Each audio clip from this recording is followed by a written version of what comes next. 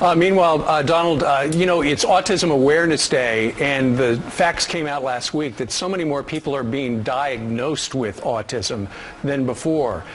Have you been thinking about that? Well, I've been very much involved with it over the years. I have some great friends, Bob and Suzanne Wright, who used to head up NBC, as you remember. Sure. And they've really devoted their life to autism, and they've had a serious event take place in their family, and they're fantastic people. And I've helped them over the years, and we've had fundraisers at Mar-a-Lago and other places, and I've gotten to be pretty familiar with the subject. And, you know, I have a theory, and it's a theory that some people believe in, and that's the vaccinations. I mean, we never had anything like this. This is now an epidemic.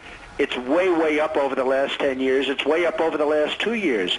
And, you know, when you take a little baby that weighs like 12 pounds into a doctor's office and they pump them with many, many simultaneous vaccinations, I'm all for vaccinations, but I think that when you add all of these vaccinations together, and then 2 months later the baby is so different and lots of different things have happened, and I've known cases. I knew a case, a 2-year-old child went for the vaccination, the child was fine.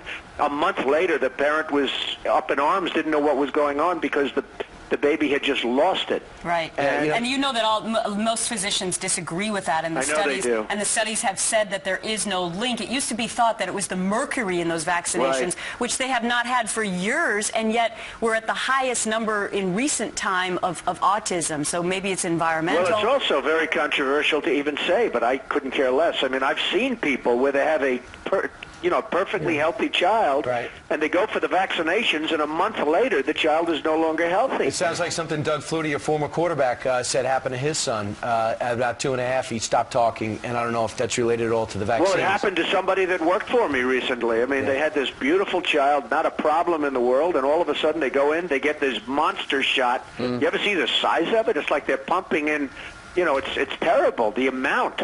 And they pump this into this little body, and then all of a sudden the child is different a month later, and I strongly believe that's it. Now, they have vaccinations, but do them separately and over an extended period of time, not all at one time. So that's a good point. I had no idea you were this involved in that, but we'll definitely look into it, doing a segment a little bit later.